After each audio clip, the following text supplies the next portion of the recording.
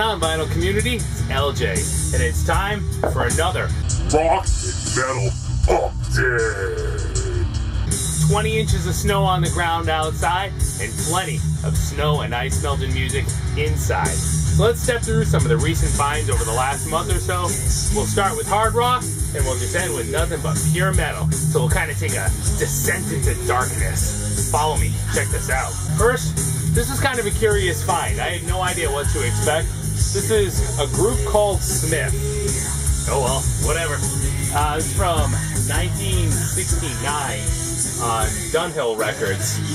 I had no expectations. It was a buck. So I was actually kind of pleasantly surprised when I popped it on and found that, I don't know, let's say you took Cold Sweat with Lydia Pence, Janis Joplin, Big Brother and the Holding Company, that whole late 60s San Francisco psych rock sound. You know, you kind of pitched it all in the Cuisinart, gave it a spin. A group called Smith would pop out. So I thought that was pretty damn neat. Really, really strong vocals, great music. I mean, if you see it, if you stumble on it, a couple of bucks, roll the dice. It's actually pretty surprising. Next up, believe it or not, this collection had no chili whack in it. So here I am going off down this absolute Canadian rock tangent and loving it to pieces. And I had no chili whack. So when I found a couple, I picked them up. Here's Lights from the Valley. So without any idea what to expect, I kind of just dropped it on. Lights from the Valley, from what I've read, tends to be a favorite of a lot of Chilliwack fans. It was a little too FM gold for me. It was alright. It was like a good FM rock album. It was far better than Pablo Cruz. It wasn't that bad. It just didn't have that hard rock element that I was looking for. And happy to hang on to it. It's a pretty good album. And to be honest with you, what I didn't expect was Opus X from '82, X being Chilliwack's 10th album, had way more of that rock element in it. And then I kind of started digging, and I knew I recognized some of the names. Brian McLeod, and it's Bill Henderson. And what I recognized them from was the Headpins. So this is another band, released the same year, 1982. Headpins was more heavy AOR, really good stuff like Survivor with Attitude, you know what I mean? And both of those folks the same year were splitting their time with Headpins, as it turns out, just doing some research. So what you have with Opus X, and this turned up sealed, dead mint, brand new, and not bad for a 30-year-old record, is it's like heavy Survivor, heavy Journey, rock solid AOR. I mean, if you dig melodic rock, this is definitely one to check out. I can't wait to do some more digging. I know Chilliwack's canon runs real deep, so I'm definitely looking forward to digging into it. I'm not surprised Lights from the Valley was kind of FM goldish, being from '78. I mean, you're combating disco at that point, but I'll keep digging. Next turned up, this was awesome. This is my favorite album by The Who. It's a lot of people's favorite album by The Who.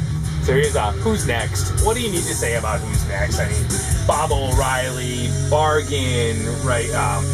Won't Get Fooled Again. I was going to say Behind Blue Eyes, but I'm actually kind of burnt on that track. Anyway, I have, I don't know, 3 or 4 original presses of this. But what I always kind of wanted to grab was the 180-gram reissue. I'm like, yeah, 15, 20 bucks, not bad, but I've got it. I have 3 or 4. So this turned up super cheap. This is a 2008 180-gram reissue. This was from Germany.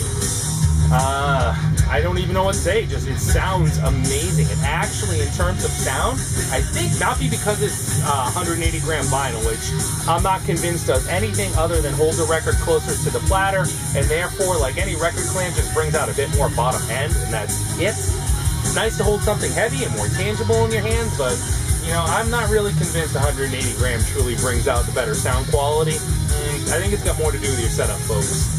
And I think there's many here that would agree with that. But let's not open that can of worms. Let's just say that this particular reissue, the German reissue from 2008, sounds sick. Such a great album. But I am so biased. It could be on 110-gram vinyl, 130-gram vinyl. You know those little Dynaflex David Bowie discs that sound like waka waka waka waka when you shake them, and it would still sound good because it's a great album. Further down the descent into heavy madness. Yeah, boy. Yeah, boy.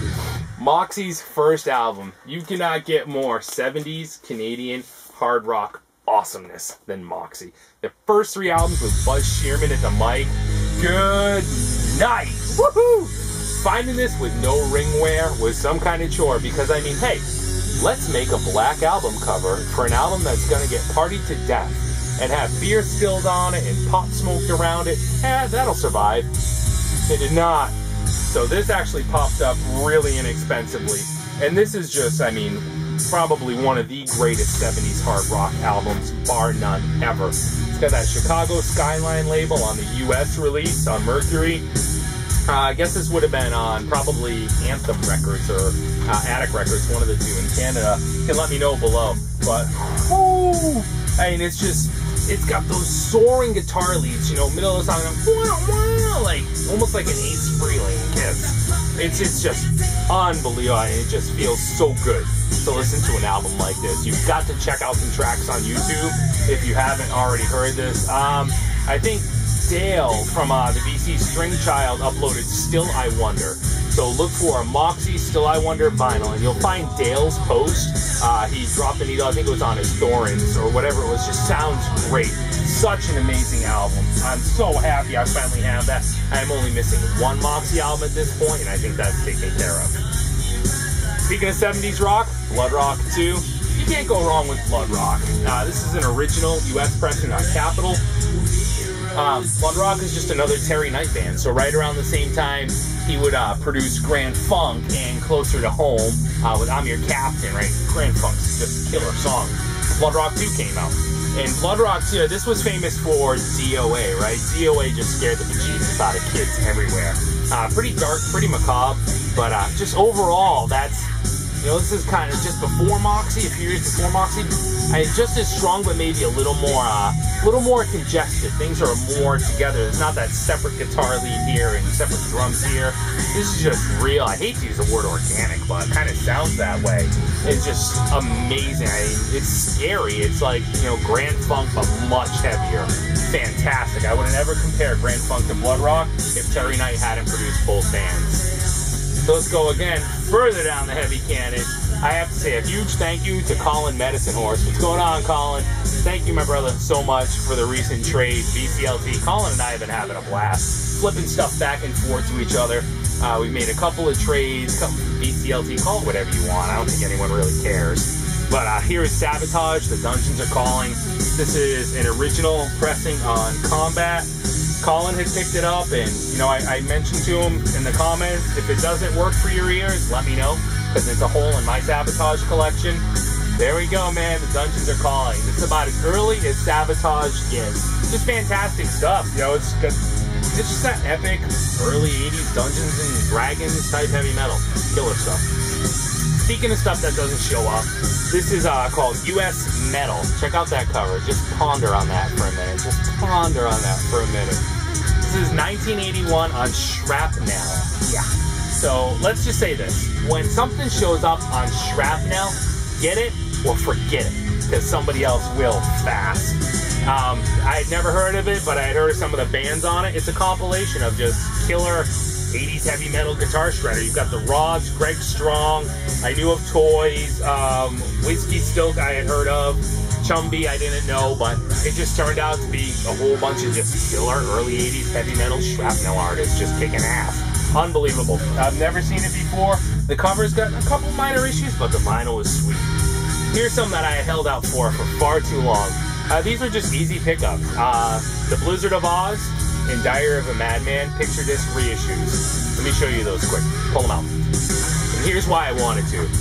Right down to the faithful insert. And here's why I'm impressed. I mean, picture discs are usually in like hard plastic sleeves, which I hate. I can't stand those. These were in nice, soft poly inners. They came with the inserts, which I just showed you. Of course, the artwork. They have the Blizzard Diary of a Madman artwork. But along similar lines, I mean, right down to the actual covers themselves. Right, the black personalized covers, the back replica album cover.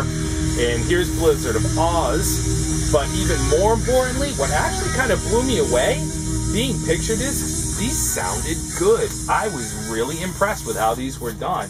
You know, I have a couple of copies of each, original copies. I never grabbed the 180 gram reissues, actually, surprisingly, which is what made these interesting and at a good price. I was, you know, why not? They're great wall art, if not. I mean, I've loved those images since I was a kid.